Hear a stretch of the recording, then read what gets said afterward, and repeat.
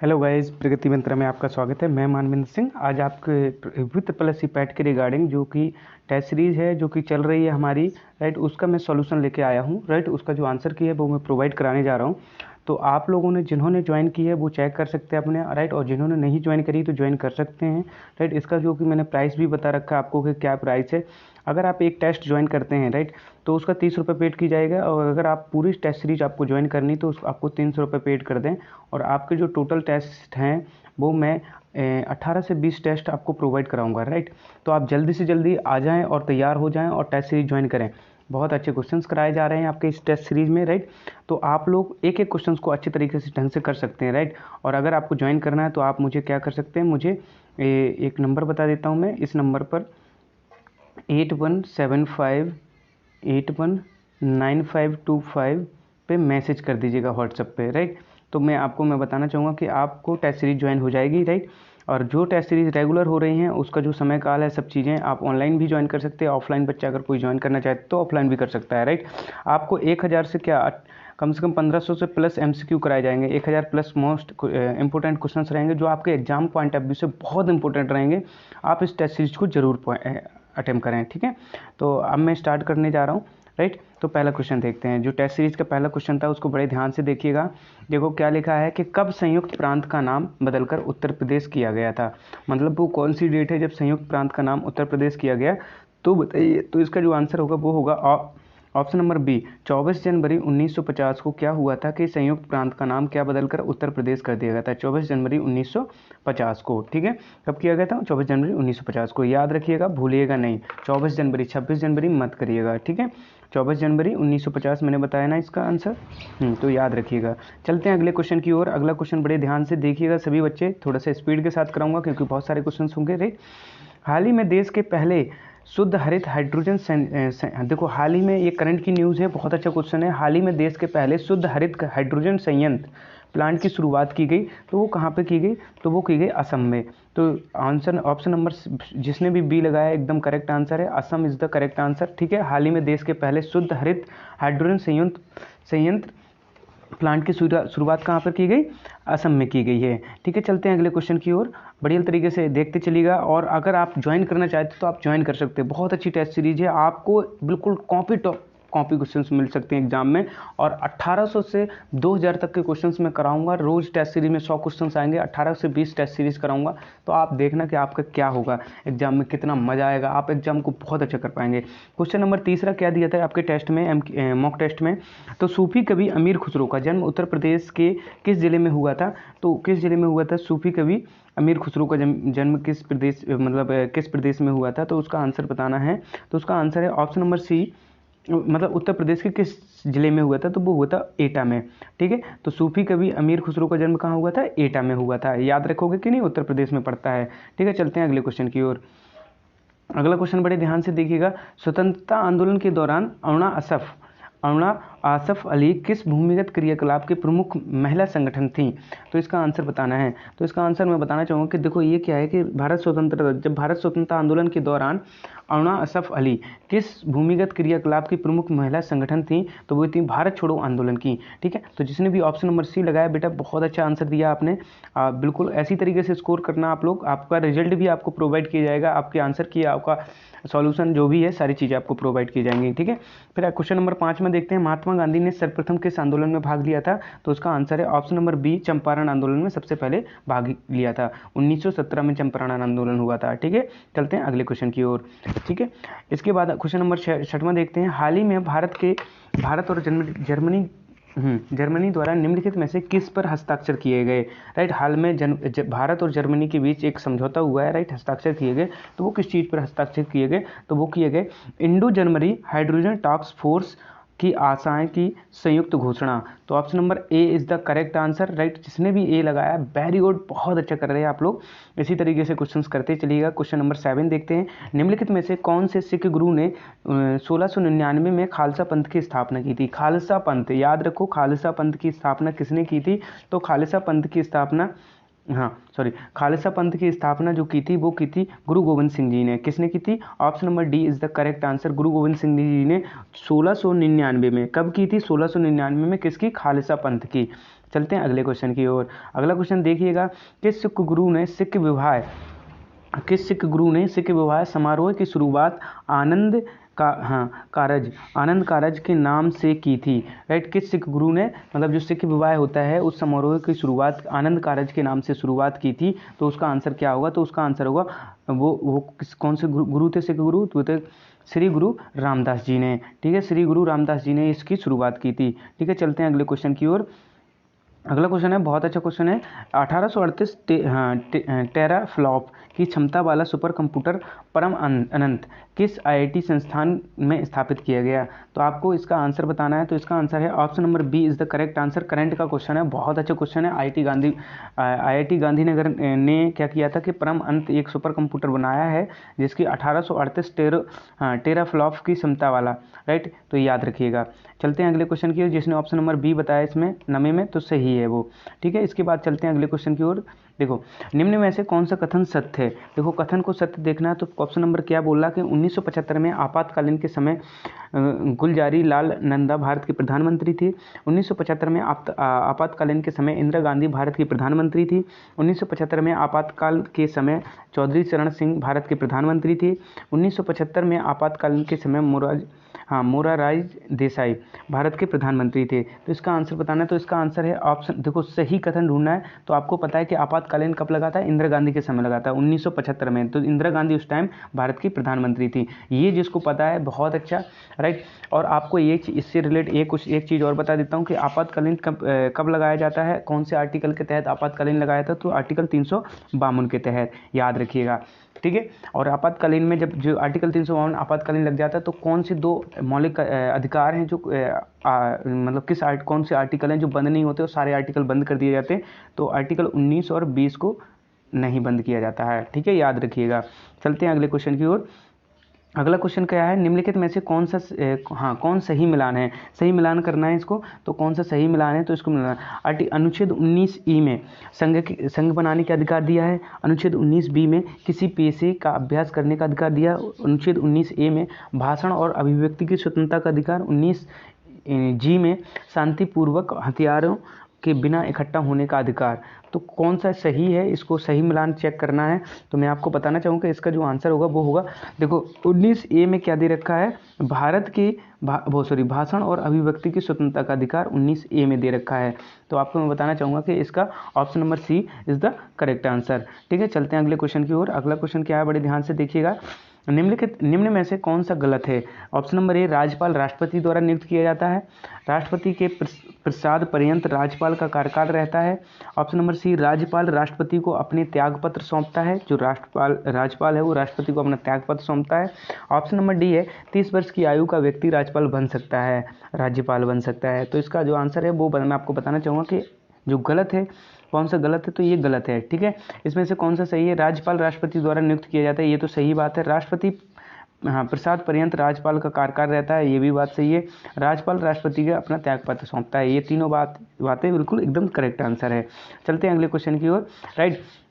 अगला क्वेश्चन क्या है? भारत के केंद्रीय रेल मंत्री डड्डस को की सलाह पर द्वारा नियुक्त किया जाता है, मतलब किसकी सलाह पर नियुक्त किया जाता है, राइट। तो ये चीज़ रखना है। तो प्रधानमंत्री राष्ट्रपति, राष्ट्रपति प्रधानमंत्री, राष्ट्रपति मतलब राष्ट्रपति की सलाह पर और इसके द्वारा, मतलब ये पता करना कि किसके द्वारा रेल मंत्री जो हैं उनको नियुक्त किया जाता है, किसकी सलाह ली जाती है और किसके द्वारा नियुक्त किया जाता है, ये सारी चीज़ें। तो इसका आंसर देना है राष्ट्रपति लोकसभा के अध्यक्ष, उपराष्ट्रपति प्रधानमंत्री के अध्यक्ष। तो मैं आपको बताना चाहूँगा इसका आंसर होगा प्रधानमंत्री की सलाह ली जाती है और राष्ट्रपति द्वारा नियुक्त की जाती है। तो option number A is the correct answer, याद रखिएगा। चलते हैं अगले क्वेश्चन की ओर, बड़े ध्यान से। निम्न में से कौन सा कथन सत्य है? कथन को सत्य देखना है। तो जाकिर हुसैन भारत के पहले मुस्लिम राष्ट्रपति थे। Option number B, Mohammad Hidayatullah Bharat के पहले मुस्लिम राष्ट्रपति थे। Option number C, Fakhruddin Ali Ahmed Bharat के पहला मुस्लिम राष्ट्रपति थे। और option number D, APJ Abdul Kalam Bharat के पहला मुस्लिम राष्ट्रपति थे। तो देखो पहले मुस्लिम राष्ट्रपति को पता करना, तो मैं आपको बताना चाहूँगा कि पहले मुस्लिम राष्ट्रपति थे वो थे जाकिर हुसैन। तो option number A is the correct answer, याद रखिएगा, राइट। तो ये जो है बिल्कुल करेक्ट आंसर है, इसको आप गलत मत करिएगा, ठीक है। चलते हैं अगले क्वेश्चन की ओर, थोड़ा सा रुक जाइएगा, मैं PDF ओपन कर लेता हूँ, ओके। जो अगला क्वेश्चन है 15, ठीक है, निम्नलिखित में से कौन सी जॉर्डन की राजधानी है? जॉर्डन की राजधानी बताना है, तो मैंने कहा था कि राजधानी आप सारी याद कर लो, एग्जाम में आएगा ही, बहुत इंपॉर्टेंट पार्ट है, राइट। तो इसका जो आंसर है कि जॉर्डन की राजधानी क्या है, तो वो है अम्मान, ठीक है, क्या है? अम्मान, ठीक है, याद रखिएगा जॉर्डन की राजधानी अम्मान है। तो सारी राजधानी याद कर लो, पीडीएफ नहीं है मुझे व्हाट्सअप कर दीजिएगा, मैं आपको सारे जो पीडीएफ है, जो आपका डाटा है, जो भी पढ़ने से रिलेटेड है, वो आपसे मुझसे मांग सकते हैं, मेरे पास सारा कुछ है, मैं आपको प्रोवाइड करा दूंगा, ठीक है। चलते हैं अगले क्वेश्चन की ओर। अगला क्वेश्चन है, बड़े ध्यान से देखिएगा, निम्नलिखित में से कौन सी मंगोलिया की मुद्रा है? मंगोलिया की मुद्रा का नाम बताइए। तो मंगोलिया की मुद्रा है तोगरोक, ठीक है, तोगरोक क्या है? मंगोलिया की मुद्रा है, याद रखिएगा तोगरोक क्या है? मंगोलिया की मुद्रा है। चलते हैं अगले क्वेश्चन की ओर। अगला क्वेश्चन देखते हैं, क्वेश्चन नंबर 17 को बड़े ध्यान से, ठीक है। एशिया में तीसरे सबसे अधिक आबादी वाला देश कौन सा है? देखो एशिया में सबसे आबादी वाला देश पता करना है, तो यह है option number D is the correct answer, Indonesia, ठीक है। इंडोनेशिया में सबसे मतलब क्या कहते, तीसरा पूछा है, ठीक है, तीसरा सबसे अधिक आबादी वाला देश पूछा है एशिया में। तो मैं आपको बताना चाहूँगा ऑप्शन नंबर डी इंडोनेशिया में तीसरे नंबर पर है, ठीक है, याद रखिएगा। चलते हैं अगले क्वेश्चन की ओर। अगला क्वेश्चन है, बहुत अच्छा क्वेश्चन है, निम्नलिखित में से दक्षिणी अमेरिका राष्ट्रों में किस में दक्षिणी अमेरिकी क्षेत्र का सबसे बड़ा वन क्षेत्र है? तो मैं आपको बताना चाहूँगा कि इसका जो आंसर होगा वो option number B is the correct answer, Brazil. देखो क्या पूछा है, निम्नलिखित दक्षिणी अमेरिका राष्ट्रों में से दक्षिणी अमेरिका क्षेत्र का सबसे बड़ा वन कहाँ पर है? ब्राज़ील में। Option number B is the correct answer. देखो दक्षिणी अमेरिका में सबसे बड़ा वन कहाँ है? तो ब्राज़ील में है। चलते हैं अगले क्वेश्चन की ओर। अगला क्वेश्चन क्या है, निम्नलिखित में से प्रायद्वीप भारत की सबसे बड़ी नदी कौन सी है? देखो प्रायद्वीप भारत की, राइट, हिमालय नदी नहीं पूछा, प्रायद्वीप भारत पूछा है।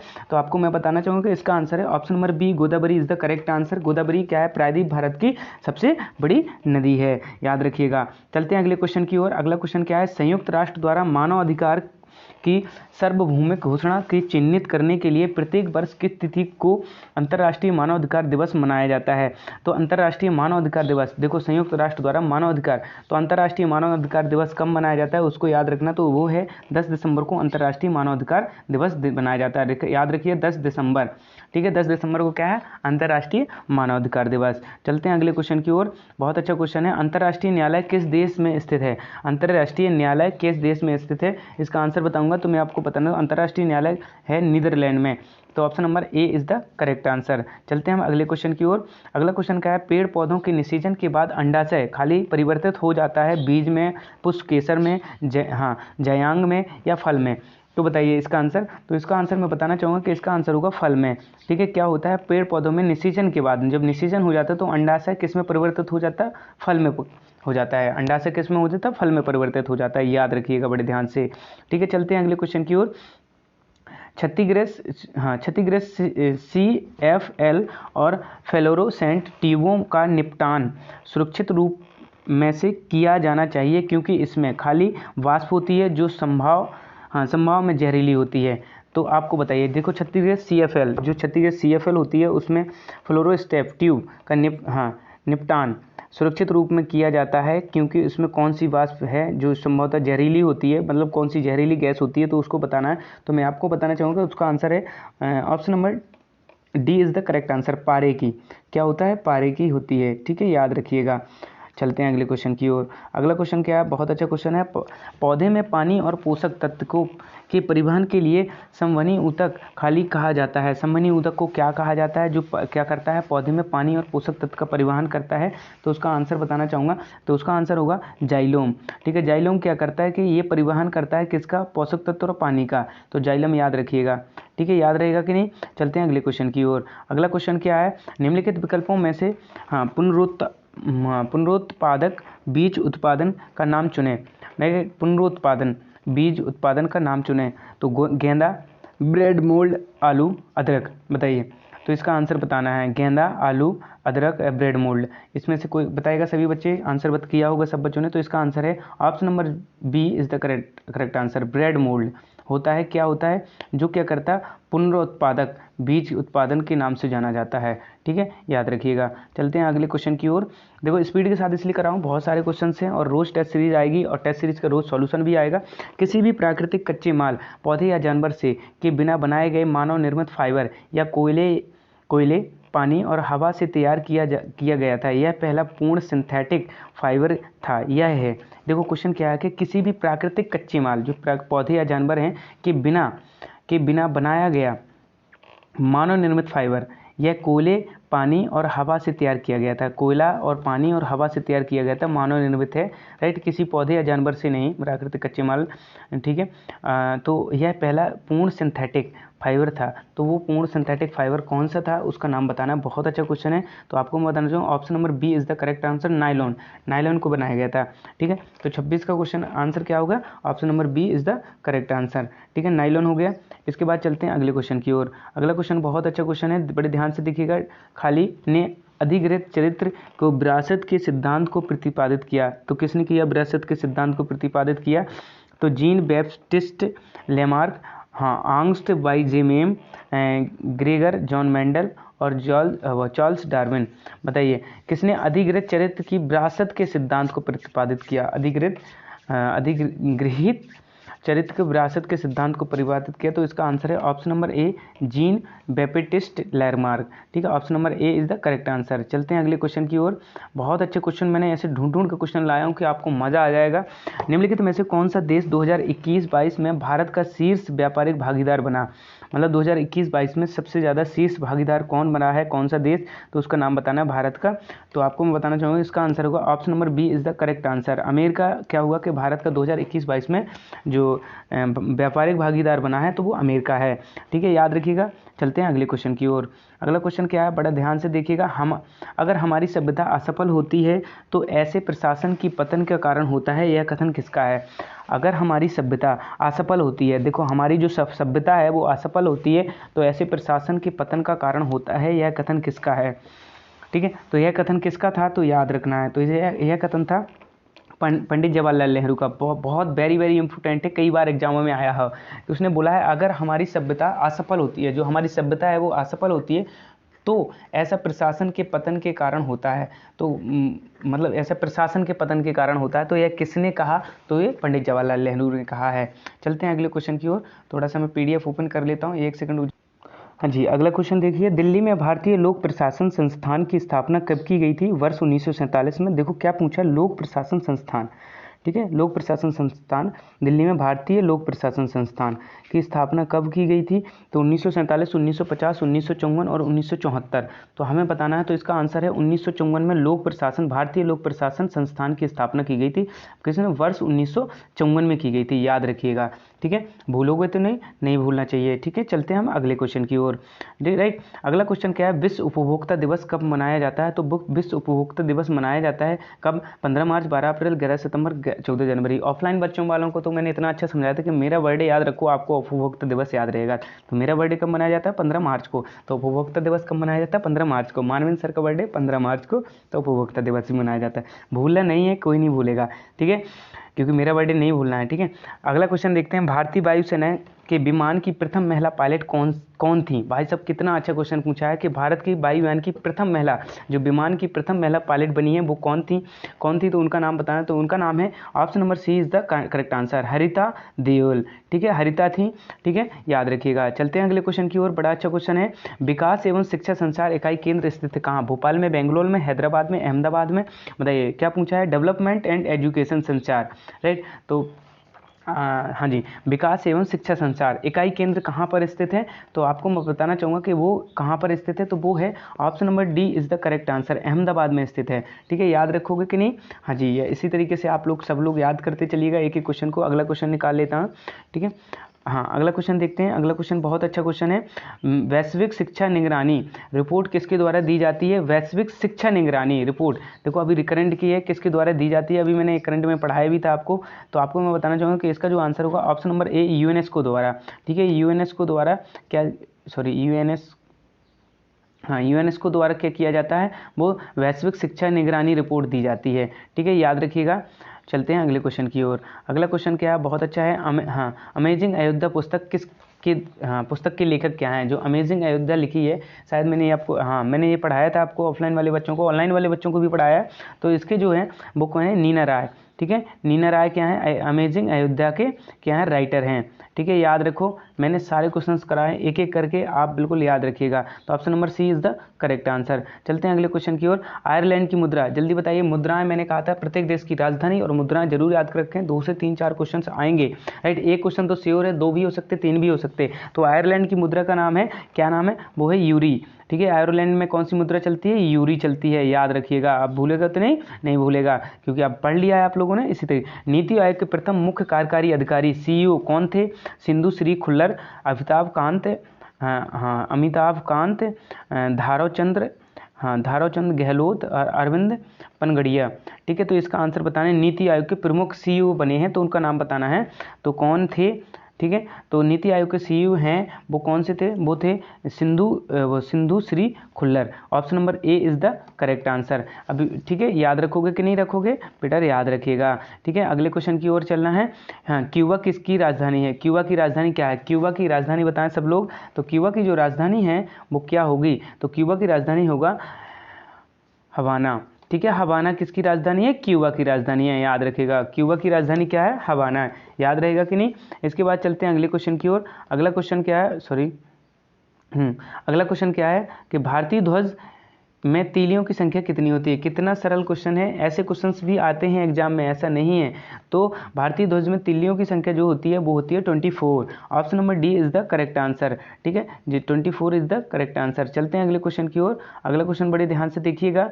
प्रतिष्ठित नोबेल पुरस्कार किस वर्ष प्रारंभ किया गया था। जो नोबेल पुरस्कार है वो कब से, तो 1901, 1902 और 1969। तो मैं आपको बताना चाहूँगा कि जो नोबेल पुरस्कार जो स्टार्ट किया गया था वो 1901 से स्टार्ट किया गया था, राइट। याद करोगे, नोबेल पुरस्कार देना कब से स्टार्ट किया गया था, कब से स्टार्ट किया गया, तो 1901 से स्टार्ट किया गया। याद रहेगा ना सभी बच्चों को, बिल्कुल, बहुत अच्छे बच्चे।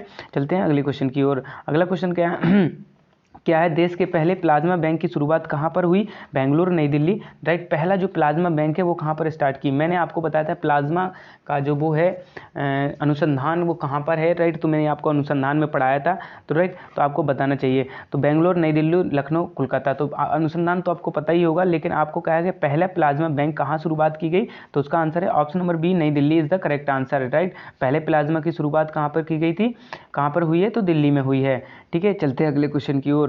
अगला क्वेश्चन क्या है, बड़े ध्यान से देखिएगा। संयुक्त राष्ट्र महासभा द्वारा विश्व प्रेस स्वतंत्रता दिवस की घोषणा किस वर्ष की गई, राइट। संयुक्त राष्ट्र महासभा, जो संयुक्त राष्ट्र महासभा है उनके द्वारा विश्व प्रेस स्वतंत्रता कब किस वर्ष की घोषणा की गई थी, तो आपको मैं बताना चाहूँगा इसका आंसर होगा ऑप्शन नंबर डी, 1993 में इसको स्टार्ट किया गया था। 1993 में क्या किया था कि संयुक्त राष्ट्र महासभा की विश्व प्रेस स्वतंत्रता क्या किया था कि घोषणा की गई थी 1933 में। 3 लिखा है, ठीक है, याद रखिएगा, इसको गलत मत कर दीजिएगा। चलते हैं अगले क्वेश्चन की ओर। अगला क्वेश्चन क्या है, निम्नलिखित में से कौन सा देश आसियान का सदस्य नहीं है। आसियान का सदस्य कौन सा नहीं है, तो वेनेजुएला, वियतनाम, कंबोडिया या फिलीपींस, बताइए। तो कौन सा क्या है कि आसियान का सदस्य नहीं है, इन चारों में से बताना है। तो मैं आपको बताना चाहूँगा कि इसका जो आंसर होगा वो होगा option number A is the correct answer. Venezuela नहीं है किसका, एशियन का सदस्य, आसियान का सदस्य, ठीक है, याद रखिएगा, ठीक है। इसके बाद अगला क्वेश्चन देखते हैं। निम्नलिखित नीरज चोपड़ा के पैतृक गांव, जो नीरज चोपड़ा का पैतृक गांव है में हरियाणा सरकार द्वारा स्टेडियम बनाने की घोषणा की गई, वह गांव है, तो वो कौन सा गांव है, पानीपत, गुरुग्राम, मानेसर, आलम्बा। तो मैं आपको बताना चाहूँगा कि उसका जो आंसर होगा वो क्या होगा, वो होगा option number A is the correct answer, Panipat is the correct answer. Very good, बहुत अच्छा कर रहे हैं बेटा लोग, इसी तरीके से याद रखिएगा। चलते हैं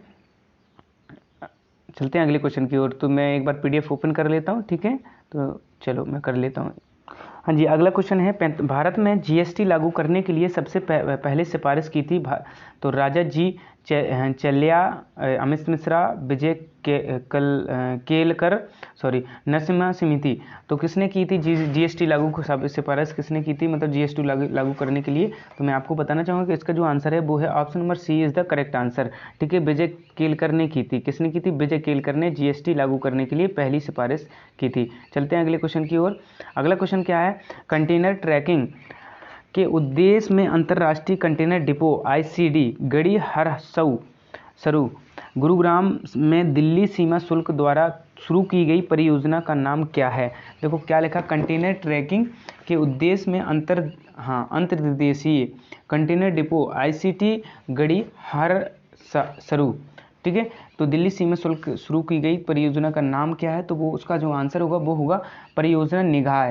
क्या है, परियोजना निगाह, याद रखिएगा इस चीज़ को, ठीक है, भूलिएगा ना, बहुत अच्छा क्वेश्चन है, ठीक है। चलते हैं अगले क्वेश्चन की ओर। अगला क्वेश्चन क्या है, हाँ, honorary member of the order of the British Empire पुरस्कार से किसे सम्मानित किया गया, तो honorary member of the order of the British Empire पुरस्कार से किसे सम्मानित किया गया, तो उसका जो आंसर होगा वो होगा option number A is the correct answer, गुरु स्वामी कृष्ण मूर्ति को किया गया था, ठीक है। किससे किया था, honorary member of the order of the British Empire, ठीक है। ये जो पुरस्कार था इसे किससे सम्मानित किया गया था, गुरु स्वामी कृष्णमूर्ति, ठीक है। याद रखेंगे कि नहीं बेटा, हाँ जी करिएगा।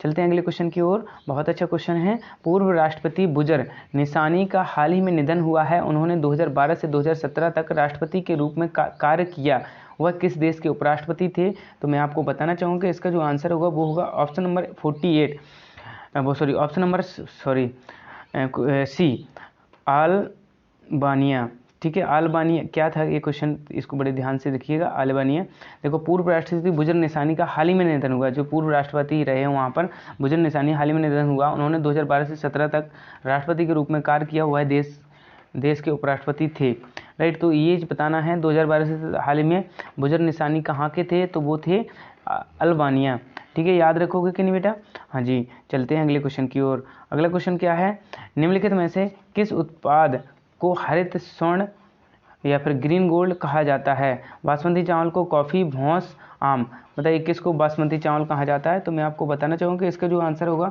वो क्या होगा, वो ऑप्शन नंबर सी, बांस। देखो ये क्वेश्चन मैंने पढ़ा है कई बार, राइट, ये मुझे याद आ गया, राइट। निम्नलिखित में से किस उत्पाद को हरित स्वर्ण या ग्रीन गोल्ड कहा जाता है, तो बांस को किया जाता है, क्या कहा जाता है, ग्रीन गोल्ड कहा जाता है, तो ये मैंने पढ़ा है ये क्वेश्चन, राइट। इसके बाद अगला क्वेश्चन देखते हैं, हाँ, ऑनलाइन गेमिंग ऐप ने किसे अपना ब्रांड एम्बेसडर नियुक्त किया गया, ऑनलाइन गेमिंग ऐप ने किसे अपना ब्रांड एम्बेसडर नियुक्त किया गया, तो मैं आपको बताना चाहूँगा कि इसका जो आंसर होगा वो होगा शाहरुख खान को, किसको किया गया, option number D is the correct answer, Shahrukh Khan is the correct answer. चलते हैं अगले क्वेश्चन की ओर।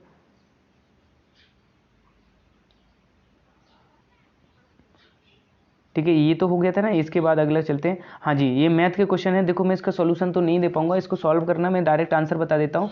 अगर इसका सॉल्यूशन, मैथ का सॉल्यूशन चाहिए, देखो ज़्यादा क्वेश्चन तो नहीं है, अगर मैथ का सॉल्यूशन चाहिए भी तो आप मुझे बता दीजिएगा, तो मैं इसके अलग से वीडियो भी बना दूंगा या फिर मैं सॉल्यूशन प्रोवाइड करा दूंगा। मैं डायरेक्ट आंसर बता देता हूँ। 51 का आंसर क्या है, तो 51 का जो आंसर होगा वो क्या होगा, तो वो होगा जिसने भी ऑप्शन नंबर डी लगाया है 2, राइट, तो उसका आंसर सही है। बाकी बच्चों ने गलत किया तो कोई दिक्कत नहीं है। अगर आपको सॉल्यूशन चाहिए, गलत हो गया तो आप मुझे व्हाट्सअप करके पूछ सकते हैं, राइट। इसको सॉल्व करना पड़ेगा तो समय लगेगा।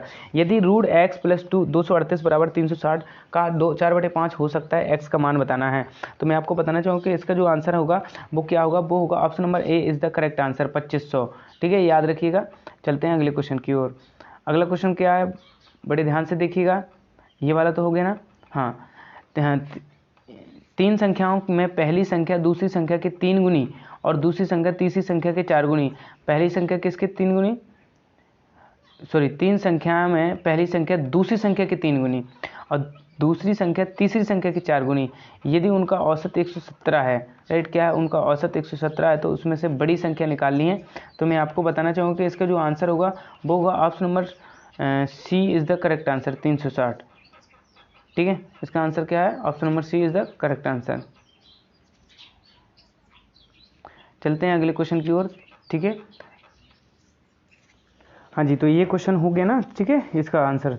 चलते हैं अगले क्वेश्चन की ओर। अगला क्वेश्चन क्या है, प्रथम 8 अभाज्य संख्याओं का औसत क्या होगा, राइट, प्रथम 8 अभाज्य संख्याओं का औसत निकालना है, तो मैं आपको बताना चाहूँगा कि इसका आंसर होगा option number B is the correct answer. इसको सॉल्व कर लेना, अगर आंसर नहीं आता है तो आप मुझसे पूछ लीजिएगा, राइट, क्योंकि इसको सॉल्व करूंगा सारे क्वेश्चंस को तो समय लगेगा, क्योंकि ये एमसीक्यू की जो एक आंसर की मैं प्रोवाइड करा रहा हूँ।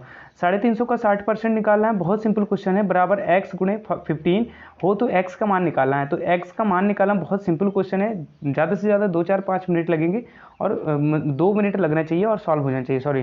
तो मैं आपको बताना चाहूँगा कि इसका जो आंसर होगा वो होगा option number B is the correct answer. 14 इसका आंसर आएगा, x का जो मान है वो कितना आएगा, 14 आएगा। ठीक है, इस तरीके से आप इस चीज़ को याद रखिएगा। ठीक है, चलते हैं अगले क्वेश्चन की ओर। अगला क्वेश्चन क्या है, बड़े ध्यान से देखिएगा। देखो क्या है कि देखो महिला और पुरुष दे रखी हैं, राइट, और इस क्वेश्चन को करना है क्वेश्चन, और 56 से 60 तक के आंसर हैं। तो मैं बता देता हूं, तो इसको आप एक बार इसको अच्छे से देखिएगा। बहुत सिंपल होते हैं ग्राफ वाले क्वेश्चंस, अगर आप करेंगे, राइट। अगर आपको नहीं आता तो मैं एक टॉपिक पूरा ग्राफ का पढ़ा देता हूं दोबारा से। जिसको नहीं आता वो कमेंट करके एक बार बता दे और मुझे व्हाट्सएप पे मैसेज भी कर दे कि सर एक ग्राफ का बहुत अच्छा पोर्शन पढ़ा दो, तो मैं पढ़ा दूंगा। आप जो कहेंगे मैं वो आपको पढ़ाने के लिए तैयार हूँ, राइट। तो इसको मैं डायरेक्ट आंसर बता देता हूँ। देखो जो जिन बच्चों ने दिया है टेस्ट तो वो डायरेक्ट आंसर सुन सकते हैं। तो पहले जो 56वें क्वेश्चन का आंसर है वो है option number C is the correct answer. 2500 जिसका भी इसका आंसर आया कि सभी संस्थाओं को मिलाकर महिलाओं और कुल संख्या पुरुषों की कुल संख्या के बीच अंतर क्या है, तो वो 2500 है। फिर इसके बाद अगला जो है सी से रिलेटेड है, संस्था ए में पुरुषों की संख्या सभी संस्थाओं को मिलाकर पुरुष की कुल संख्या का लगभग कितने प्रतिशत है। तो इसका जो आंसर है, तो मैं आपको बताना चाहूँगा कि इसका जो आंसर क्या होगा, तो इसका आंसर होगा option number A is the correct answer. 19%, 19% आएगा इसका आंसर। ठीक है, जिसने भी लगाया। चलते हैं अगले क्वेश्चन की ओर। अगला क्वेश्चन क्या है, सभी संस्थाओं को मिलाकर महिलाओं की औसत संख्या कितनी होगी। तो सभी संस्थाओं को मिलाकर महिलाओं की औसत संख्या क्या होगी, तो मैं आपको बताना चाहूँ option number D is the correct answer. 3150 is the correct answer. चलते हैं अगले क्वेश्चन की ओर। अगला क्वेश्चन क्या है, संस्था ए व बी को मिलाकर पुरुषों की कुल संख्या संस्था सी डी व ई से मिलाकर पुरुषों की कुल संख्या का लगभग कितने प्रतिशत होगा। तो देखो बहुत सिंपल क्वेश्चन है, आप इसको सॉल्व करोगे तो बिल्कुल एकदम बनता जाएगा। इसका option number D 78% is the correct answer. ठीक है, जिसने भी किया है वो बिल्कुल सही आंसर दे रहा है। ठीक है, ठीक है, इसके आगे मैं निकाल लेता हूँ, थोड़ा सा रुक जाइएगा।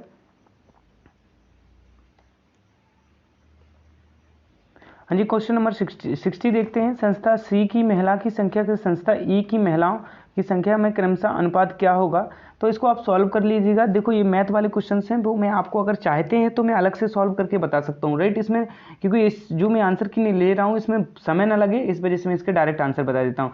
इसका आएगा 16:15। आपने सॉल्व किया होगा, जिसका भी बी ऑप्शन है वो बिल्कुल एकदम करेक्ट अपना आंसर सही माने।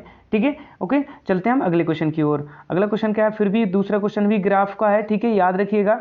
तो देखो 61 से 65 तक के आंसर मैं बता देता हूँ। इस ग्राफ में बहुत सिंपल ग्राफ होते हैं, राइट। आप इन ग्राफों को अच्छे से पढ़ के जाएंगे, सच बता रहा हूँ एक भी क्वेश्चन आपका गलत नहीं होगा। दिए गए वर्ष में दोनों कंपनियों द्वारा निर्मित कुल इकाइयों की संख्या कितना अंतर है। तो उसका जो 61 का जो आंसर होगा वो क्या होगा, option number D 10,000 is the correct answer. चलते हैं अगले क्वेश्चन की ओर। अगला क्वेश्चन क्या है, कंपनी क्यू द्वारा दिए गए वर्षों में निर्मित इकाइयों की औसत संख्या कितनी होगी। तो मैं आपको बताना चाहूँ कि इसका जो आंसर होगा वो होगा ऑप्शन नंबर ए 16,500। ठीक है, इसको याद रखिएगा। चलते हैं इसके बाद अगले क्वेश्चन की ओर। अगला क्वेश्चन क्या है, यदि सिर्फ उत्पादन इकाई की संख्या के आधार पर देखें तो किस वर्ष कंपनी पी द्वारा निर्मित इकाइयों की संख्या में गत वर्ष की अपेक्षा गिरावट अधिकतम होगी। तो मैं आपको बताना चाहूँगा कि इसका जो आंसर होगा वो होगा ऑप्शन नंबर सी 2009। ठीक है, यहाँ पे ये देख लीजिएगा, बिल्कुल देखना है, सॉल्व करना, देखना सॉल्व करना, बिल्कुल बारीक छोटे छोटे क्वेश्चन है। ठीक है, चलते हैं अगले क्वेश्चन की ओर। 64वें क्वेश्चन की ओर। देखो निम्नलिखित में से कौन सा सही है, मतलब कथन कौन सा सही है, कौन सा जो उससे रिलेट करता है। तो कंपनी क्यू में दिए गए, तो इसका जो आंसर होगा, देखो कंपनी क्यू में दिए गए वर्षों के उत्पादन में कोई गिरावट नहीं देखी गई। दोनों कंपनियों में दिए गए वर्षों के उत्पादन में कोई गिरावट नहीं देखी गई। कंपनी पी का औसत उत्पादन क्यू के औसत उत्पादन से अधिक है। पी और क्यू द्वारा वर्ष 2004 और 2007-06 में उत्पादित इकाइयों की अंतर सम है। और क्या है कि वर्ष 2008 में दोनों कंपनियों का कुल उत्पादन 3500 इकाई है। तो मैं आपको बताना चाहूँ कि इसका जो आंसर होगा वो क्या होगा, वो होगा जो सही नहीं है, तो ये वाला सही नहीं है। क्या कंपनी पी का औसत कंपनी क्यू के औसत से अधिक है। तो नहीं भैया, ये बात नहीं है, ये असत्य है। ठीक है, चलते हैं अगले क्वेश्चन की ओर। अगला क्वेश्चन क्या है, कंपनी क्यू के मामले में वर्ष 2008-09 में उत्पादन कितने प्रतिशत की वृद्धि हुई। तो मैं आपको बताना चाहूँगा इसमें जो आंसर होगा वो होगा ऑप्शन नंबर डी 12.5% की वृद्धि। ठीक है, याद रखिएगा, बिल्कुल एकदम करेक्ट आंसर। चलते हैं अगले क्वेश्चन की ओर। ये आ गया अगला सीरीज राइट। अगला ग्राफ सॉरी, तो ये 60 से वो 67 से 70 है, राइट। 4 ग्राफ मैंने बताए थे, 20 नंबर का आना है भाई साहब, इतने सरल आएंगे कि आपको मज़ा आ जाएगा इनमें, और 20 नंबर अपने श्योर रख के जाना कि आप मेरे 20 नंबर आ ही जाने हैं, ठीक है। तो इस चीज़ को देखिएगा बड़े ध्यान से, इसको सॉल्व कर लीजिएगा। मैं डायरेक्ट आंसर बताने जा रहा हूँ। तो 66 का जो आंसर होगा बेटा, क्या उत्पाद ई का चयन करने वाले बच्चों की कुल संख्या कितनी होगी? तो मैं आपको बताना चाहूँगा कि option number B 25,361 is the correct answer. चलते हैं अगले क्वेश्चन की ओर। उसी में से पूछा गया है सभी उत्पादों को मिलाकर चयन करने वाली महिलाओं की औसत संख्या कितनी है? सभी उत्पादों को मिलाकर चयन करने वाली महिलाओं की संख्या कितनी होगी? तो मैं आपको बताना चाहूँगा कि ये होगा option number D is the correct answer, 17,383। चलते हैं अगले क्वेश्चन की ओर। उत्पाद ए का चयन करने वाली महिलाओं की कुल संख्या, उत्पाद डी का चयन करने वाली महिलाओं की संख्या से क्रमशः अनुपात देखना। तो ए से देखना है, फिर क्या करना है, डी से, ठीक है। ये इस चीज़ को आप याद रखिएगा। तो इसका जो आंसर होगा वो होगा option number C is the correct answer, ठीक है। 2314 अनुपात 6043, ये इसका अनुपात होगा। हल्की सी इन सवालों में कैलकुलेशन है, बट मज़ेदार क्वेश्चन है। मैं बताना चाहूँगा कि अगर आप इन क्वेश्चनों को करते हैं तो आपके 20 नंबर ए पक्का जीए कर लो। मैं अभी एक एक वीडियो प्रोवाइड कराऊंगा सब चीज़ों से रिलेटेड, आपको बहुत मज़ा आएगा। आप अगर मुझसे जुड़ जाएंगे ना तो पैट का मैं बहुत हद तक ले जाऊँगा आपको, राइट। उत्पाद सी का चयन करने वाले बच्चों की संख्या, जो उत्पाद सी का चयन करने वाले बच्चों की संख्या क्या होगी? उत्पाद बी का चयन करने वाले बच्चों की संख्या का कितने प्रतिशत है? दशमलव के बाद 2 अंकों को पूर्णांकित करना है, ठीक है। उत्पाद सी का चयन करने वाले बच्चों की संख्या, जो उत्पाद सी है उसका चयन करने वाले उत्पाद बी का, तो इसका जो आंसर होगा वो क्या होगा? तो मैं आपको बताना चाहूँगा उसका जो आंसर होगा option number A is the correct answer, ठीक है, 35.40, ठीक है, याद रखिएगा। चलते हैं अगले क्वेश्चन की ओर। अगला क्वेश्चन क्या है? उत्पाद एफ का चयन करने वाले पुरुषों की कुल संख्या का सभी उत्पादों को मिलाकर चयन करने वाले लोगों की कुल संख्या का लगभग कितने प्रतिशत है? तो मैं आपको बताना चाहूँगा कि इसका आंसर होगा ऑप्शन नंबर डी, जिसने भी लगाया 8% is the correct answer. Very good बच्चे, बहुत अच्छा कर रहे हैं। अब चलते हैं लास्ट ग्राफ, चौथा ग्राफ क्या है? तो देखो, इंटरमीडिएट उच्च शिक्षा इस तरीके से दे रखा है और इसके क्वेश्चन समय लगाना स्टार्ट करना है। पहला क्वेश्चन क्या है, बड़े ध्यान से देखिएगा, एक सेकंड रुक जाइएगा। हाँ जी, पहला क्वेश्चन देखिएगा, निम्नलिखित में से कौन सा सत्य नहीं है? दिए गए वर्षों में उच्च शिक्षा दाखिलों में क्रमशः उत्तरोत्तर कमी आई है। प्रत्येक वर्ष में 19 से 14 वर्ष वाले की कुल संख्या 14 से 18 वाले वर्षों की कुल संख्या से अधिक है। दिए गए वर्षों में 1924 वाले कुल संख्या की क्रमशः एवं उत्तरोत्तर कमी आई, और उच्च शिक्षा में 19 से 24 वाले बालों में दाखिलों को प्रतिशत क्रमशः उत्तरोत्तर कमी आई है। तो मतलब ये सब चीज़ें देखनी है, आपको बन जाएंगी अगर आप सॉल्व करते हैं। तो इसका आंसर जो होगा, जिसने भी ऑप्शन नंबर बी लगाया बेटा, बहुत अच्छा कर रहे हैं आप लोग, इसी तरीके से मेहनत करिएगा और ये आंसर की राइट बहुत अच्छे तरीके से देखते चलिएगा। जो कमियां हैं उनको इंप्रूव करने अगले टेस्ट में इंप्रूव करिएगा। वर्ष 2003 में उच्च शिक्षा में दाखिला इंटरमीडिएट के दाखिले का लगभग कितने प्रतिशत है? तो इसका आंसर है, तो इसका आंसर होगा option number B, 25% is the correct answer. चलते हैं अगले क्वेश्चन की ओर। अगला क्वेश्चन क्या है? वर्ष 2000 एवं 2005 के बीच 1924 वर्ष दाखिला लेने वाले कितना अंतर होगा? राइट, वर्ष 2000 और 2005 के बीच 1924 लेने वाले दाखिलों का अंतर पता करना है। तो इसका जो आंसर होगा वो होगा option number C is the correct answer, 7850 is the correct answer. चलते हैं अगले क्वेश्चन की ओर, ठीक है। तो थोड़ा रुक जाइएगा, मैं क्वेश्चन निकाल लेता हूँ। 74 का आंसर क्या था? 74 वर्ष 2004 और 5 में हायर शिक्षा के दाखिलों की संख्या का कितना अंतर होगा? तो मैं आपको बताना चाहूँगा कि इसका जो आंसर होगा वो क्या होगा? Option number D is the correct answer, 16,200, ठीक है, याद रखिएगा। देखो, ये क्वेश्चन अगर आपको सॉल्व कराना तो आप कमेंट जरूर कर दीजिएगा, राइट, नीचे जाके कमेंट कर दीजिएगा कि हाँ मुझे सॉल्व कराना, राइट, वैसे कमेंट में कर दीजिएगा या फिर लाइव सेशन में भी कर सकते हैं आप अगर करना हो तो, राइट। तो वर्ष 2000 की तुलना में 2001 में इंटरमीडिएट शिक्षा के अधिक दाखिले लगभग कितने थे? तो मैं आपको बताना चाहूँगा कि इसका जो आंसर होगा वो क्या होगा? इसका होगा option number C, 20,000। Option number C is the correct answer. चलते हैं अगले क्वेश्चन की ओर, ठीक है। हाँ जी, दिए गए शब्द का विलोम चुने। कृत्रिम का हमें विलोम शब्द चुनना है। तो मैं आपको बताना चाहूँगा कि प्राकृतिक, कृति, बनावट, एक कृमि। तो मैं आपको बताना चाहूँगा कि इसका जो आंसर होगा 76 का वो होगा कृत्रिम का भैया प्राकृतिक होता है। ठीक है, option number A is the correct answer. Very good बच्चा, बहुत अच्छा कर रहे हैं आप लोग, इसी तरीके से करते चलिएगा, आप जरूर सक्सेस होंगे। दिए गए शब्द के पर्यायवाची शब्द का चयन करना। जो पर्यायवाची शब्द दिया है, राइट, ग्रह का पर्यायवाची घर, आग्रह, कर्म, नक्षत्र। तो मैं आपको बताना चाहूँगा कि ग्रह का पर्यायवाची करना है। तो आपको मैं बताना चाहूँगा कि इसका जो आंसर होगा वो क्या होगा, तो वो होगा 77 का option number D is the correct answer, नक्षत्र। राइट, ग्रह का कभी घर, आग्रह, कर्म नहीं होगा, ये होगा नक्षत्र। ठीक है, याद रखिएगा। चलते हैं अगले क्वेश्चन की ओर। वेरी गुड, बहुत अच्छे क्वेश्चंस कर रहे हैं आप लोग भाई साहब। ये आया हुआ क्वेश्चन है, नीचे दिए गए वाक्यांश के लिए एक शब्द की जरूरत है जिसकी आयु कम हो। शतायु, दीर्घायु, चिरंजीवी या अल्पायु। तो मैं आपको बताना चाहूँगा कि इसका जो आंसर होगा वो होगा option number D. Very good बेटा, option number D is the correct answer, अल्पायु। वेरी गुड, एकदम सही आंसर है। चलो अगले क्वेश्चन की ओर। रिक्त स्थान को भरने के लिए उपयुक्त शब्द का चयन करें। रास्ते से लौट आया डैश वह चला गया। तो रास्ते से लौट आया परंतु वह चला गया, रास्ते से लौट आया यदि वह चला गया, रास्ते से लौट आया वह चला गया, रास्ते से लौट आया तो वह चला गया। तो आपको बताओ इसमें से जो आंसर होगा वो क्या होगा। तो मैं आपको बताना चाहूँगा कि इसका जो आंसर होगा वो होगा option number A is the correct answer. बहुत बढ़िया क्वेश्चन हैं, आपको बने होंगे, मुझे पता है। आप बेटा बहुत अच्छा कर रहे हैं और इसी तरीके से मेहनत करिएगा, आप जरूर सक्सेस होंगे। आप, मुझे पता है कि आपने जीए पे फोकस नहीं किया, तो जीए वाला पोर्शन आपका कमज़ोर है, बट जीए पे फोकस करें बेटा। अगर आपका कमज़ोर है तो उसको और इम्प्रूव करें। ठीक है, रिक्त स्थान को भरने के लिए सबसे उपयुक्त शब्द का चयन करना है। बोतल में पानी खाली भरा है, राइट। तो के बोतल में पानी के बारे में भरा, बोतल में पानी के बदले भरा, बोतल में पानी आधा भरा है, बोतल में पानी को साथ भरा है। तो मैं आपको बताना चाहूँ कि इसका जो आंसर होगा वो होगा option number C is the correct answer. ठीक है, चलते हैं, आधा आधा भरेगा। ठीक है, इसके बाद अगला क्वेश्चन देखते हैं। गद्यांश दिया है, राइट। गद्यांश में क्या करना, आंसर ढूंढने हैं, राइट। तो इसको देखिएगा बड़े ध्यान से। 81 से 85 क्वेश्चन हो गए। दिए गए गद्यांश को ध्यानपूर्वक पढ़ना है। देखो क्या पढ़ा है। प्राचीन भारत में शिक्षा को पिता से अधिक महान बताया गया। जो प्राचीन भारत है वहाँ उसमें क्या है, शिक्षा को पिता से अधिक महान बताया गया। समाज में उसका स्थान सर्वोच्च था।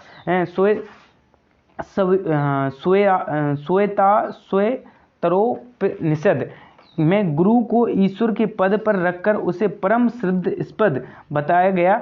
शिक्षक अपने ज्ञान के प्रकाश से, ठीक है, हाँ जी पढ़ते चलिएगा, ज्ञान के प्रकाश से अज्ञानता रूपी अंधकार को दूर भगाता है और समाज को एक नई शिक्षा देता है, राइट, नई शिक्षा देता है। ठीक है, और ये सब चीज़ें आप पढ़ लीजिएगा, इसको बड़े ढंग से पढ़िएगा, ये बहुत सरल होता है, राइट। इसको पढ़ लीजिएगा और इसके मैं आंसर डायरेक्ट बता देता हूँ, आप इसको मिलान कर लीजिएगा। आपको पढ़ना है तो पढ़ लीजिएगा, और अगर आपको टेस्ट सीरीज ज्वाइन करनी है तो आप उस नंबर पे व्हाट्सअप कर दीजिएगा। टेस्ट सीरीज का आपको प्राइस है, अगर आप सिंगल टेस्ट देते हो तो आपको इस तरीके से वो 600 की टेस्ट सीरीज पड़ जाएगी, राइट। तो मैं आपको डिस्काउंट देके अगर एक साथ पूरी टेस्ट सीरीज ज्वाइन करते हो तो आप 300 रुपये में उसको ज्वाइन कर सकते हो, राइट। तो इस तरीके से आप इस चीज़ को याद रखिएगा। तो निम्नलिखित में से कौन सा ये वाला कथन असत्य है। तो तो इसका जो आंसर होगा 81 का। तो बेटा 81 का जो आंसर होगा, जिसने भी लगाया option number C is the correct answer. एक बार पढ़ लीजिएगा इस क्वेश्चन को। देखो ये आपको पैराग्राफ पढ़ना पड़ेगा, इससे आंसर छांटने पड़ेंगे, राइट। चलते हैं हम अगले क्वेश्चन की ओर। उसी का ये क्वेश्चन है, प्रस्तुत गद्यांश में निम्नलिखित में से किस ऋषि का उल्लेख किया गया। तो याज्ञवल्क्य, मनु, विश्वामित्र या ये सभी। तो मैं आपको बताना चाहूँ कि इसका जो आंसर होगा वो क्या होगा। तो इसका आंसर होगा ऑप्शन नंबर सी, विश्वामित्र का किया गया। ठीक है, याद रखिएगा, गलत मत करिएगा बेटा। बहुत अच्छा आप लोग दे रहे हैं आंसर। आज का जो स्कोर आया ना बच्चों का, बहुत मजेदार आंसर आ रहा है, राइट। जो रेगुलर क्लासेस कर रहे हैं ना, इतना अच्छा स्कोर दे रहे, सच में वो पेट का एग्जाम देने जाएंगे तो मजा आ जाएगा। जिन बच्चों ने टेस्ट दिया ना, मुझे मजा आ गया कि उन बच्चों ने इतना अच्छा स्कोर किया। प्रस्तुत गद्यांश में निम्नलिखित में से किस ग्रंथ का उल्लेख नहीं है। मास्तर पुराण, यज्ञवल्क्य स्मृति, महाभारत और श्वेतरोपनिषद। तो किस का उल्लेख नहीं है, तो ये चीज़ बताना। तो मैं आपको बताना चाहूँगा कि इसका जो आंसर होगा वो होगा option number B is the correct answer. ठीक है, याद रखिएगा, राइट। तो यज्ञवल्क्य स्मृति का नहीं है। चलते हैं अगले क्वेश्चन की ओर। अगला क्वेश्चन क्या है, प्राचीन भारत में शिक्षा को किसके समतुल्य समझाया जाता है। तो पिता, पुजारी, ब्रह्मा, ईश्वर। तो आपको पहले ही लाइन मैंने अभी पढ़ के बताई थी, तो आपको सबको पता होनी चाहिए बेटा कि आप बहुत अच्छा कर रहे हैं। तो मैं आपको बताना चाहूँगा कि प्राचीन भारत में शिक्षा को किसके समतुल्य समझाया जाता है। तो ईश्वर के समतुल्य, ऑप्शन नंबर डी, राइट। पिता को, राइट। तो प्राचीन भारत में शिक्षक को, नॉट शिक्षा, देखो दोनों चीज़ों में शिक्षक को किसके समतुल्य समझाया गया, तो मुझे पता है कि आप पिता लगा देते, बट आपका गलत हो जाता है आंसर बेटा। तो इसका ऑप्शन नंबर डी जिसने भी लगाया बेटा बहुत अच्छा आंसर दे रहे हैं आप लोग। चलते हैं अगले क्वेश्चन की ओर। जिसका मन शांत हो उसे क्या कहा जाता है भाई, तो जिसका मन शांत हो उसे कहा जाता है शांत चित्त, ठीक है, क्या कहा जाता है, शांत चित्त। चलते हैं अगले क्वेश्चन की ओर। फिर इस आपको सेम पैराग्राफ पढ़ना बेटा, सेम पैराग्राफ पढ़िएगा आप, जो भी टेस्ट सीरीज है आपने पढ़ा भी होगा, राइट, उसको एक बार फिर पढ़ लीजिएगा। जो गलतियां हुई हैं मैं डायरेक्ट इसके आंसर से बता देता हूं। 86 का आंसर क्या होगा, प्रस्तुत गद्यांश का सर्वाधिक उपयुक्त शीर्षक निम्नलिखित में से क्या हो सकता है। तो मैं आपको बताना चाहूँगा कि इसका जो आंसर होगा वो क्या होगा, तो इसका जो आंसर होगा option number B is the correct answer, प्राचीन भारत के अध्ययन के विषय, ठीक है। इसके बाद अगला क्वेश्चन चलते हैं। हाँ, वैद्यत्री के अंतर्गत निम्नलिखित में से किसे शामिल नहीं किया गया, तो आपको मैं बताना चाहूंगा कि इसका जो आंसर होगा वो क्या होगा, तो वो होगा option number C is the correct answer, ठीक है। क्वेश्चन क्या है, वैद्यत्री के अंतर्गत निम्नलिखित में से किसे शामिल नहीं किया गया, तो अर्थवेद को शामिल नहीं किया गया है, ठीक है, याद रखिएगा। चलते हैं अगले क्वेश्चन की ओर, थोड़ा सा मैं क्वेश्चन निकाल। हाँ जी, 89 का प्रस्तुत गद्यांश में निम्नलिखित में से किस विषय का उल्लेख नहीं किया गया, तो राजनीति शास्त्र, दंड नीति, धर्मशास्त्र या रसायन शास्त्र। तो इसका जो आंसर होगा वो क्या होगा, तो मैं आपको बताना चाहूँगा कि option number D is the correct answer, रसायन शास्त्र का, ठीक है, याद रखिएगा बेटा, ठीक है। और चलते हैं अगले क्वेश्चन की ओर। अगला क्वेश्चन क्या है, काव्य शास्त्र में कौन समास है, काव्य शास्त्र का समास पूछना है। अवयवी भाव, तत्पुरुष, द्वंद्व या कर्मधारय। तो मैं आपको बताना चाहूँगा कि इसका जो आंसर होगा बेटा वो क्या होगा, तो उसका आंसर होगा option number B is the correct answer, तत्पुरुष, ठीक है, याद रखिएगा, राइट। काव्य शास्त्र में कौन सा समास है, तो तत्पुरुष है। चलते हैं अगले क्वेश्चन की ओर। देखो अगला क्वेश्चन क्या है, इंग्लिश का पैराग्राफ दिया है, उससे क्वेश्चन 60 रहे हैं, तो आप सभी बच्चे अच्छे से पढ़ लीजिएगा। Man is the social animal, hence swing 90, ठीक है, behaviour is the relevant to the swing an animal behaviour, psychology, ठीक है, लॉजिक टेस्ट, ठीक है, equivalent to swing an animal, ठीक है, दैट थ्रू। तो इस तरीके से आप इस चीज़ को पढ़ लीजिएगा, मैं डायरेक्ट इसके आंसर बताता हूँ, ठीक है। तो जो 91 का जो आंसर है वो कहाँ से कहाँ तक है, देखो तो 91 का ये है, behaviour equivalent swing the animal an behaviour. तो उसको क्या बोलते हैं, right, behaviour is equivalent swing an animal behaviour. तो मैं आपको बताना चाहूँगा कि देखो इसके क्वेश्चन किस तरीके से छाटने, तो दिया है passage swing the bird has been have been deleted from the blank, help the alternative gives, right. तो यहाँ पर जो दे रखा है वहाँ पर भरना है, राइट। तो क्या भरेंगे, हैंड स्विंग, राइट। तो यहाँ पर 91 की जगह क्या भरना है, तो मैं आपको बताना चाहूँगा कि इसका यहाँ पर क्या भरा जाएगा, तो आपको यहाँ पर भरा जाएगा option number D is the correct answer, vicious, ठीक है, याद रखिएगा। इसके बाद 92 में क्या भरा जाएगा, तो मैं आपको बताना चाहूँगा कि आप एक बार भर के देखें बेटा और बहुत अच्छी तरीके से भरें, तो बहुत सरल क्वेश्चन है। तो इसका होगा option number D is the correct answer, से भरा जाएगा, ठीक है, उसमें वेसियस भरा जाएगा, इसमें से भरा जाएगा। इसके बाद आगे देखते हैं, आगे क्या होगा कि टेंडेंसी 93 में एम या प्रेफरेंस या चॉइस। तो मैं आपको बताना चाहूँगा कि 93 का क्या होगा, option number A technology is the correct answer, ठीक है, याद रहेगा कि नहीं बेटा, ठीक है, रहेगा, very good.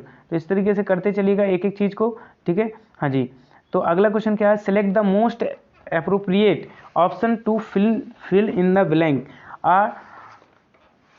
Toddler in toddles brain, हाँ, खाली और pretty much fully developed by the age of 3। देखो ये क्वेश्चन हैं, इसको आप पढ़ लें और फिर इसका आंसर दें, बहुत सरल क्वेश्चन है मेरे हिसाब से तो, लेकिन आप बड़े अच्छे से पढ़िएगा। इसका जो आंसर होगा यहाँ पर क्या आएगा, यहाँ पर एज आएगा बेटा जी, ठीक है, यहाँ पर क्या आएगा, एज आएगा। चलते हैं अगले क्वेश्चन की ओर। अगला क्वेश्चन क्या है, select the antonym of the given word, ठीक है, असॉल्ट, ठीक है। तो इसका देना है, तो क्या करना है, एंटोनेम देना है इसका। तो आप सब लोग बताएं इसका आंसर। तो मैं आपको बताना चाहूँगा कि इसका जो आंसर होगा वो होगा option number D is the correct answer. जो असॉल्ट होता है उसको होता है डिफेंड, ठीक है, defend is the correct answer, antonym निकला था। चलते हैं इसके बाद अगले क्वेश्चन की ओर। 96 का RST 18, 19, 20 से जिस प्रकार संबंधित है उसी प्रकार GHI किससे संबंधित है। जो RST, देखो रीजनिंग का क्वेश्चन है, RST 18, 19, 20 जिस प्रकार संबंधित है उसी प्रकार GHI किससे संबंधित है। तो भाई साहब आपको पता है बहुत सरल क्वेश्चन है, आप 2 मिनट में लगा सकते हो इस क्वेश्चन को, तो लगा के दिखा दीजिएगा, राइट, वो दिखा दिया होगा। तो इसका जो आंसर मैं डायरेक्ट बता देता हूँ, वह हुआ 7, 8, 9 इज़ द करेक्ट आंसर, ठीक है। चलते हैं अगले क्वेश्चन की ओर। अगला क्वेश्चन क्या है, बड़े ध्यान से देखिएगा। नीचे दिए गए कथनों को 2 तर्क और दिए गए निर्णय लेने के कथन के संबंध में कौन से तर्क मजबूत हैं। कथन का है, क्या निजी क्षेत्र में भारत के अस्पतालों को संचालित करने की अनुमति दी जानी चाहिए। ठीक है, उसके बाद क्या दे रखा, तर्क दिए गए, हाँ वे उन्नत पश्चिमी देशों को संचालित होते हैं, नहीं अस्पतालों को निजी स्थानों पर रखना खतरनाक है। तो ये केवल तर्क एक मजबूत है, केवल तर्क सेकंड मजबूत है, ना तर्क फर्स्ट और ना तर्क सेकंड मजबूत है, और पहला और दोनों तर्क मजबूत हैं। तो मैं आपको बताना चाहूँ कि इसका जो आंसर होगा वो क्या होगा, उसको बड़े ध्यान से देखना है। तो उसका जो आंसर होगा वो होगा ऑप्शन नंबर सी, ना तर्क फर्स्ट और ना तर्क सेकंड मजबूत है। Option number C is the correct answer. ठीक है, चलते हैं अगले क्वेश्चन की ओर। बहुत अच्छा क्वेश्चन है। शुक्रवार को गणतंत्र दिवस के अवसर पर छुट्टी थी, अगले महीने 15 तारीख को फिर से छुट्टी का दिन है। मतलब शुक्रवार को छुट्टी पड़ी है, अगले महीने 15 तारीख को फिर से छुट्टी का दिन है। इस प्रकार 15 तारीख को कौन सा दिन होगा। ठीक है, बहुत अच्छा क्वेश्चन है और सिंपल क्वेश्चन है, मैंने पढ़ाया भी है। तो मैं आपको बताना चाहूँगा कि इसका जो आंसर होगा वो क्या होगा। तो वो होगा option number D is the correct answer, गुरुवार।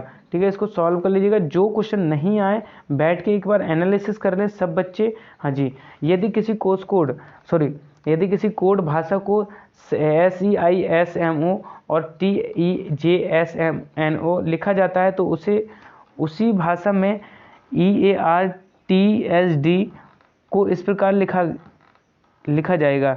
तो वही किस प्रकार लिखा जाएगा, तो इस चीज़ को आप याद रखिएगा। तो मैं आपको बताना चाहूँगा कि इसका जो आंसर होगा वो किस प्रकार से लिखा जाएगा, वो लिखा जाएगा फास्टेड।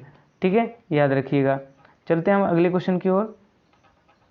अगला क्वेश्चन क्या है, अनु बाली की बहन है, कोमल बाली की माँ है, टीनू कोमल का पिता है, यान टीनू की माँ है। तो अनु दीनू किस प्रकार संबंधित हैं।